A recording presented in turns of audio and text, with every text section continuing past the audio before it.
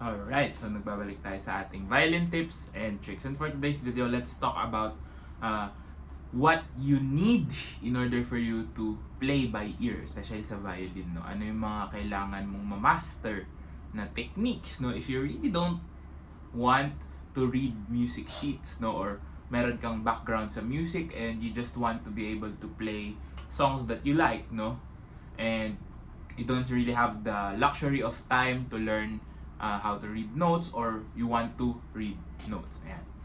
So, personally, ako marunong ako magbasa ng nota, diba? But, in some cases, I don't really use music sheets, especially if I'm doing a lot of covers, no?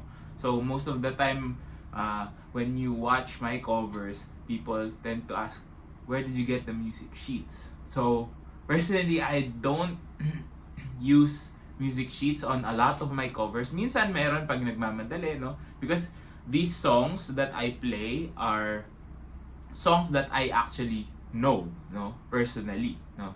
Songs that I like to listen to, songs that I like to hear. So, basically, alam ko kung saan pupunta yung mga notes because I tend to sing them in my head. I tend to sing them, no? When I'm with friends, when I'm listening to them. So basically, I know these songs, not necessarily by heart, but you know, at least I have an idea of how they go. So, ito para sa mga beginners maybe, or medyo advanced players, bakit hindi naman lahat kailangan may pyesa, diba? Yan. So, yun. So, if you are playing by ear, one thing you need to understand is you still have to know how to play scales. Okay? Whether maybe on all keys, pinakamaganda kung alam mo mag-scale on all keys, di mas maganda, mas madali for you to learn any song that you want, because usually pop songs are played on simple keys naman, no? Or simple chord progression. So basically, wala naman masyadong mahirap. May mga ano lang, konting mga songs that might use different melodies, no? Melodic lines using modes. So, those types of things, medyo lalabas yun. But it's just maybe isang nota lang naman yung magbabago or something like that. So, it's still doable. So, again, you need to learn how to master your scales. Kasi, your scales will tell you exactly what you need to play. Yan. So, it's more of mastering the fingerboard. No? Ika nga nila. You have to master ano ba yung mga fingers na magkakadikit when you're playing on a certain key. So, when you're starting out playing by ear, you have to understand key signatures muna, di ba? Napaka-importante na. Even if you don't want to read the notes, you have to have an idea of where each note is played on your on the fingerboard of your instrument. Kasi pag hindi mo alam kung saang part siya ipe-play, mahirapan ka, no? And also, you have to understand range, no?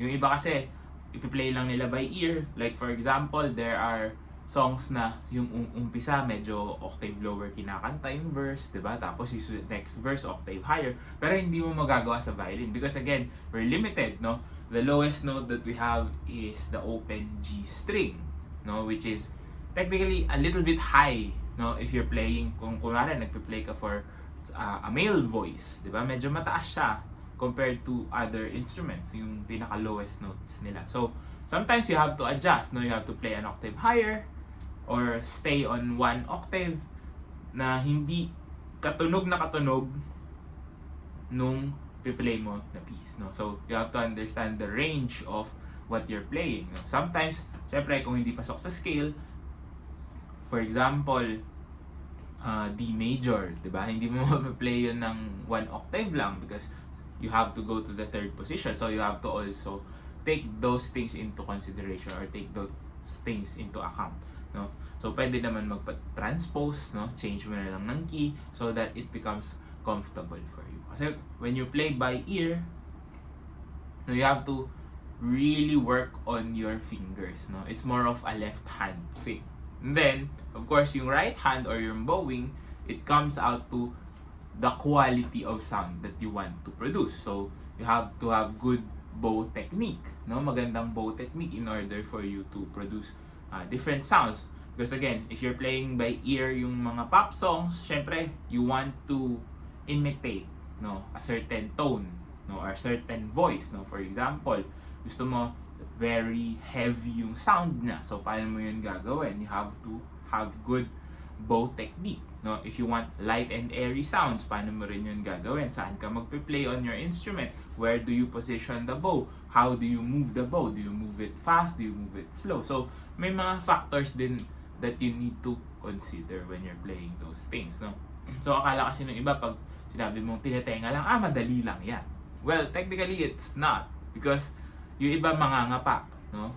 Like, I don't really advise people to do that. Yung kakapain mo lang talaga siya.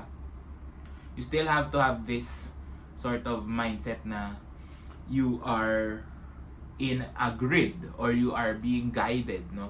Of course, when we talk about form, alam mo kung verse ba to, yung next part chorus, yung next part verse ulit, ano yung slight differences na nangyayari or parehas na parehas ba yung nangyayari. So you have to also think of those things kasi when yung kinakapa-kapa mo lang, no, it's really hard to understand those things. Hindi mo siya ma-memorize yung sequences, no?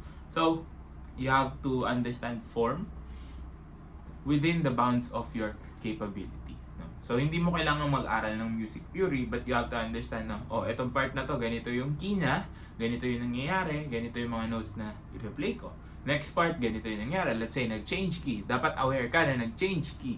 Kailangan alam mo kung ano yung magiging position ng fingers mo when you change the key signature. Syempre, magbabago yung scales mo. So, if that is not secured, you have to really work on practicing a lot of scales.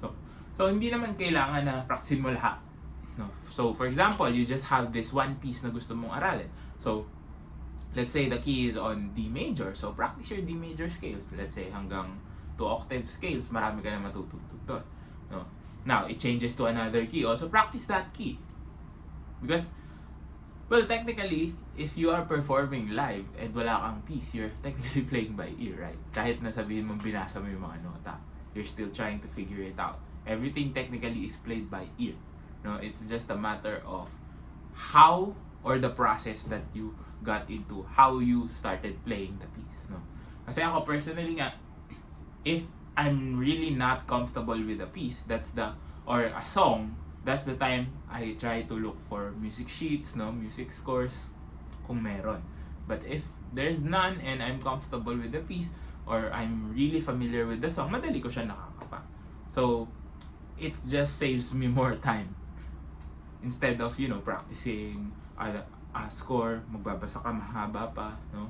And just listen and play by ear. Kasi, to be honest, when I started playing, I mean, I was formally trained, but during the times na nag-explore ako when I was younger, I would, ngayon, kakapa-kapain mo nga yung mga pyesa na gusto mo i-play. So, it's not really that hard. And another thing to consider, aside from your tone or your intonation, which is yung scales nga, is melody. So, how do you play the melodic lines? No, you have to understand syncopations, because when we play pop songs, no, we're not really exact when it comes to yung mga entrances. Usually offbeat yung mga pasok, so you have to understand how to play on the beat, how to play offbeat. So melodic lines, how you speak, no, is how you are going to play it, no? So yung mga lyrics kasi minsan halo-halo. It's not really an exact approximation, diba? Kasi mas mahalaga yung pronunciation or yung diction versus the notes.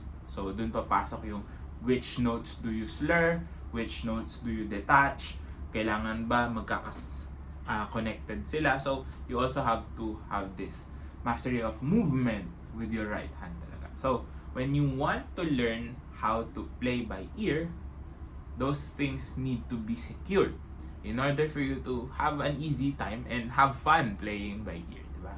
So it doesn't hurt kung nagmamadali ka na hindi mo na aralin yung pyesa. Okay lang yun as long as you can play it properly, you understand how the music works, and we give respect to the performance, or we give respect to the artist who created the song, diba? Kung magbibigyan mo natin ng justice yung performance natin na yun. So yeah, so sana nakatulong tong video na to. If it did, please do drop a like, comment down below more content you'd like to see, and of course, subscribe to my YouTube channel Follow me on all my socials. All the links you need down in the description box below. This has been Ryan Monakil for Violin Tips and Tricks, and I'll see you on the next video.